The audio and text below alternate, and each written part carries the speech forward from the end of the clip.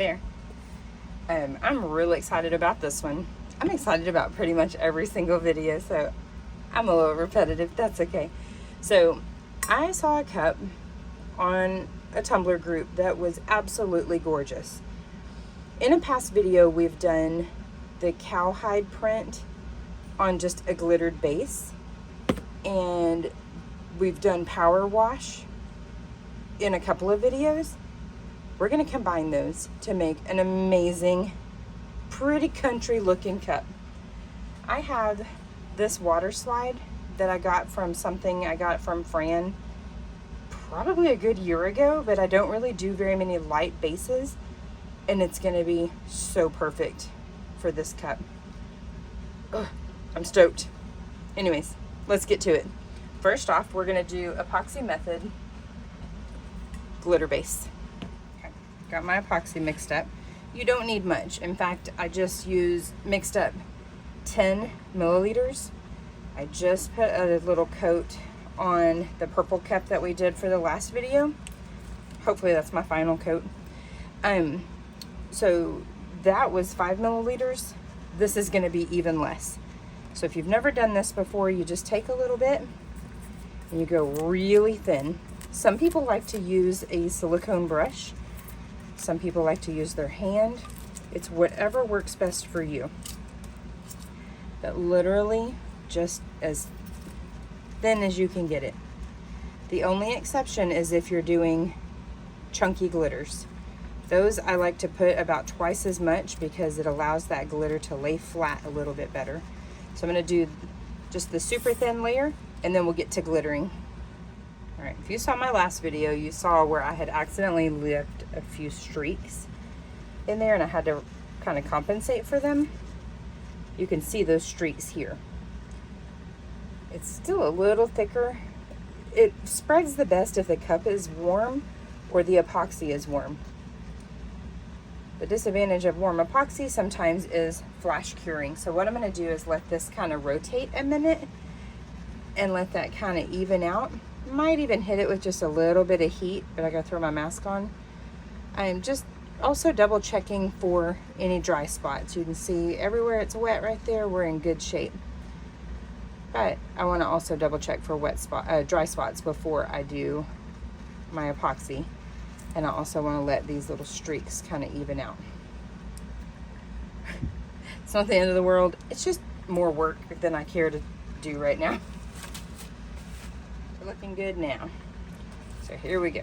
This is my absolute favorite white from Fran's for when I don't want any color shift. There's a couple of different whites that she has. Peter Rabbit is really pretty. My newest favorite is Carmela. It's so pretty. It has like a very pink undertone, and it's just magnifique. So what I'm doing is just a nice thin layer all the way around. Don't forget your bottom. Watch for dry spots too, just in case we need to go back and kind of fix those with hairspray. That's a great little hack there. Not sure where I picked that up. I have an aqua that is a pretty perfect match to the cow skull because it's kind of like a barnwood, but I kind of want to do a deeper teal and do it just a little darker. So here we go. Theoretically, this is thin enough that I literally don't have to turn it. So I'm just going to set it off to the side and let it cure. I did use fast set, so that's going to work in my favor. And then after this, I'm going to seal it with clear spray paint, just regular this. I like that because I feel like it helps not take so much epoxy for the next 2 layers, because I want to do a nice smooth layer, because otherwise your spray paint will show bumps. I don't know what I was thinking. I said we would be back after 2 layers of epoxy. Hello? Cow spots? That's where this comes in. I used the fast set epoxy a couple of hours ago, so it is definitely ready, and I've got it sealed with a good layer of just clear spray paint of your choice. And then I'm going to use my Marabou brown. I just opened it and it is deciding to go everywhere, so hopefully I don't get it everywhere. But that's what it looks like. It should be the perfect brown. I like to seal my glitter before starting the ink drips. I feel like maybe that keeps it from going crazy and just running everywhere. That could be completely made up and not actual. So now you just drop your inks wherever strikes your fancy.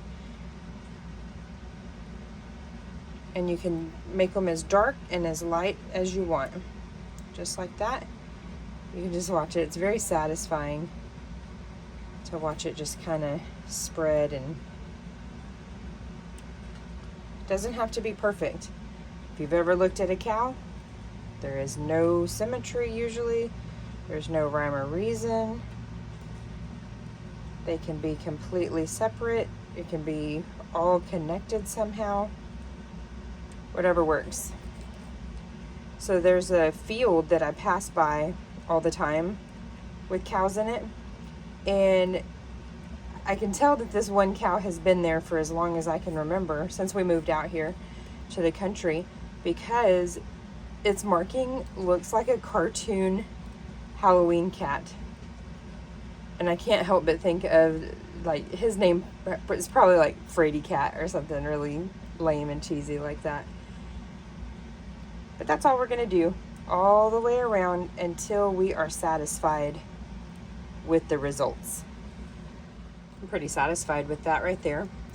So this will actually sit overnight now, so that I have no doubts that the ink is thoroughly dry before sealing it again. When I seal this, I'm going to do really light coats.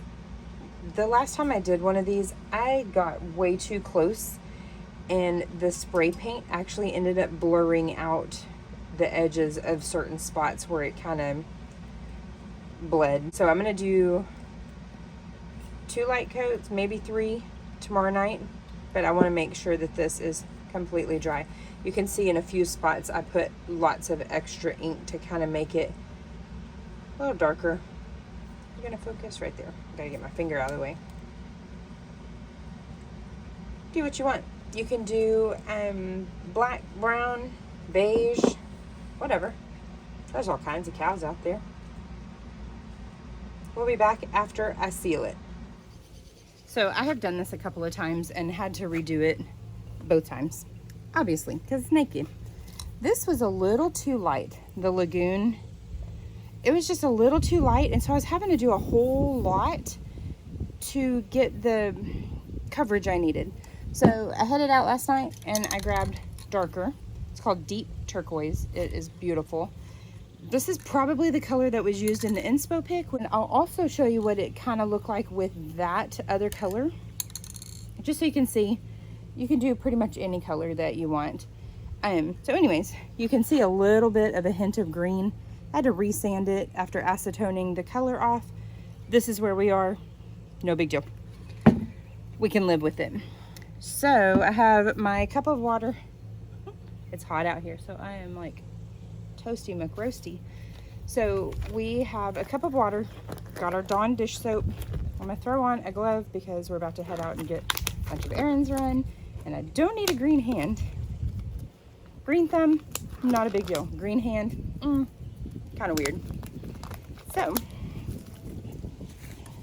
what you want to do if you've never done this before is, if you want a big patch, you kind of concentrate it, but if you want a lot of little spots, you go more like that to get the little ones versus the more. And since the wind's blowing that way, I don't know how that just ended up in my face. So you want to go more intense in certain spots. So got my paint shaking. Go ahead and take the lid off here. I do want to put my cow skull right there. I'm hoping that I don't need to do a vinyl underlay, but I might. It might end up being a little too dark of a base for it. No big deal. So we're gonna go pretty concentrated here a couple other little concentrated spots, but overall I just want a lot of little spots to kind of let that cowhide creep through, or peek through is the actual word I'm looking for.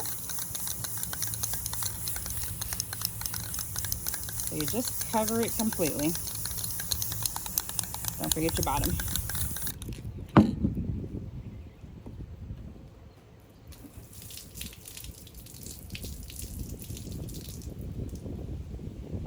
That's what we're going for. That was a lot darker than the last color that I used, the Lagoon, which is really nice. There's still a couple of spots that I want to come back and clean up. Just kind of the nature of the beast sometimes, but I'll do that after this has plenty of time to dry. I'll clean it up with a Q-tip and kind of straighten up some of these roughed up areas. I really should stop judging these things before they're under epoxy. It's nowhere near perfect, but it's always better under epoxy. There's a few spots that you can kind of see those weird little dark spots. I don't know what was going on with my whole process there. I was getting really frustrated, so just rolling with it. It is nowhere near perfect, and that's okay. No biggie. So since this is going to be too light for what I need, it's transparent because it's a cleared water slide. What I'm going to do is I'm going to take this opportunity to kind of cover up that spot that is my most annoying right there. And I'm going to make almost like a bleach spot with a makeup sponge and acrylic paint. You could use alcohol ink also. If you're really talented, you could also use spray paint, but I am very much not that talented. So I'm going to make just kind of a bleached area here, almost like you see on a t-shirt, but you can still have all this other area for the cowhide reveal there. Like I said, not perfect. I don't know why that kept doing it. I was not successful cleaning it up. Not the end of the world. So what I'm going to do is make my little area here, just kind of dab it on there. I've only done it one or two other times. Make it about the size, a general outline. I don't want to make it perfect. And that's just because I'm not that talented. I can definitely admit that. So what I'm going to do is that, and then let it dry, put a layer of epoxy, because this will vanish, the edges of the water slide will vanish better on a nice layer of epoxy. If you were to sand, or if I was to just leave my paint exposed, the edges of the water slide are much more likely to show. Before I run away to do the paint, I just wanted to show this really quickly. I just made myself a generic guide here just so I can get an idea of where my paint needs to go. So I can get kind of like right around in there. Quick update. The acrylic, oh, that's open. The acrylic paint, fail. It was so gloppy and just nasty. So I ended up doing this with alcohol ink. I just used this guy right here, the Bria Reese. Pretty sure I got this on Amazon, possibly from Michael's when they were carrying that brand. So we've got a pretty good lineup right there. I'm gonna let this dry thoroughly. I'm gonna seal it with clear spray paint and then put a layer of epoxy on there. I did kind of smudge up the edges a little bit with a makeup brush with alcohol, just kind of dabbed it. I did not want my edges harsh. So what we're gonna do is soak this to release the backing. We're gonna hold our breath to make sure that it comes off properly because I only have one of these. So if I crack this one, I'm gonna be kind of upset with myself.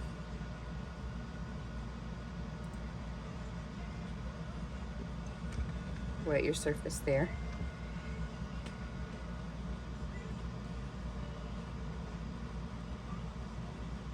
Nope, not quite ready yet. A laser printed water slide does not need to be sealed. An inkjet does. Just FYI if you haven't worked with them before.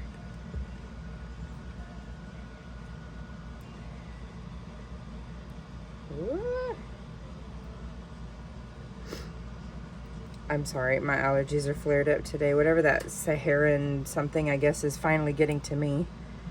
It's been tearing at my husband for days. All right, so we are done with this. Let's get it out of the way.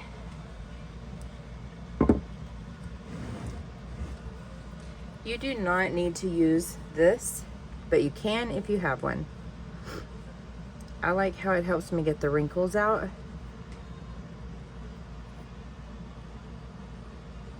You just want that as flat as you can get it.